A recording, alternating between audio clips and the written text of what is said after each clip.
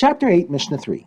As we learned in the previous Mishnah, the rule of assuming that any found utensils are tameh does not apply to most utensils found in Jerusalem.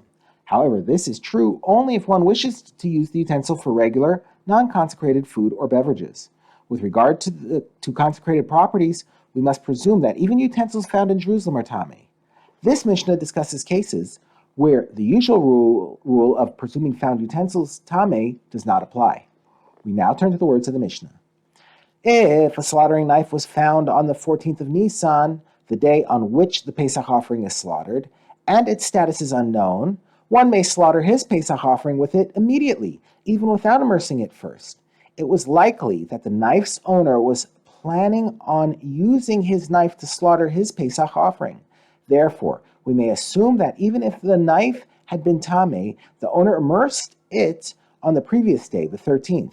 If, however, the knife was found on the 13th of Nisan, then, even though it is possible that the knife was already immersed, one must immerse it again, because it is possible that the owner was planning on immersing it later that day, but lost it before doing so, and the knife is therefore still tameh at this time.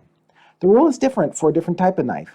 But if a meat cleaver, a large knife used for chopping slabs of meat and bone, was found, then whether it was found on the 13th or the 14th, the finder must immerse it again, before using it for consecrated purposes. Since it is forbidden to break the bones of the Pesach offering, meat cleavers are generally not used for the meat of that offering.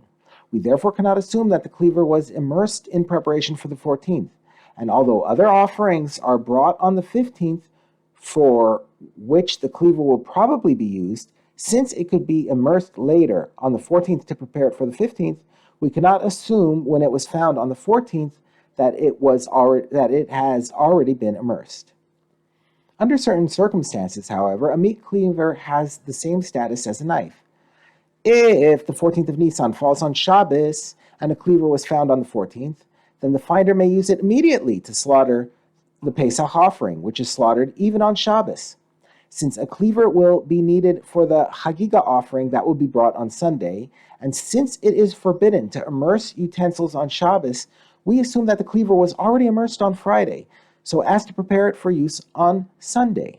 Similarly, if it was found on the 15th, then the finder may use it immediately to slaughter his offerings, for we could assume that it was immersed before Yom Tov. Another case where a cleaver has the same status as a knife. If a meat cleaver was found tied to a knife, then it has the same status as the knife. And therefore, if the two utensils were found tied to each other on the 14th, they may both be used immediately without immersion.